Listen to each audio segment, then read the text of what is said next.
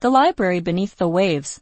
English Story Level 6. Far from any shore, in the deep blue heart of the ocean, lay a secret library built of coral, pearl, and shimmering stone. Few creatures knew of its existence, and fewer still had ever entered it. The library belonged to Nereus, the last of the Tidekeepers, guardians of the ocean's ancient knowledge. Nereus spent her days cataloging scrolls of drifting ink, shells that whispered their contents when held close, and glass orbs containing memories of forgotten eras. Though she loved her work, she was lonely. The ocean had grown quieter over the centuries, and no apprentices remained to help tend the knowledge of the deep. One morning, a violent tremor shook the seabed, sending sand swirling through the corridors of the library. Nereus swam toward the entrance, where she found an unconscious diver tangled in kelp. Shocked, she brought him inside. Humans were not meant to reach such depths, and yet this one had survived. When the diver awoke, he introduced himself as Cassian, a marine archaeologist searching for evidence of ancient civilizations beneath the sea. He was astonished to find a living library, and even more astonished to learn that its guardian was a being older than human history itself. Though Nereus was cautious, she allowed Cassian to explore. He marveled at the glowing manuscripts, the singing shells, and the shifting walls that rearranged themselves according to the tides. Cassian asked endless questions, and Nereus, so unused to conversation, found herself enjoying his presence. But the tremors grew stronger each day.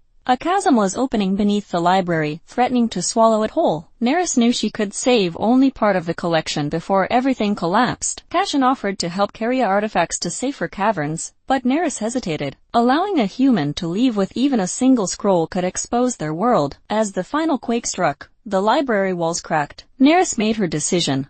She'd entrusted Cassian with one orb, a memory sphere containing the history of the Tidekeepers. She tasked him with protecting its knowledge on land, ensuring that some record of their existence survived. Cassian swam upward as the library crumbled behind him. He reached the surface exhausted but alive, clutching the orb. Below, Nereus used her power to seal the ruins, preventing them from being lost or exploited. Though her home was gone, she felt a sense of fulfillment, knowing her legacy would live on. Years later, Cassian founded an oceanic research center dedicated to preserving underwater history. He kept Nereus's orb hidden, showing it only to those who demonstrated a deep respect for the sea. And on quiet nights, when the moonlight touched the waves just so, he imagined he could hear Nereus's voice carried gently through the water. Though the library beneath the waves had fallen, its stories continued to grow, spread by the tides, the memories, and the humans who finally learned to listen.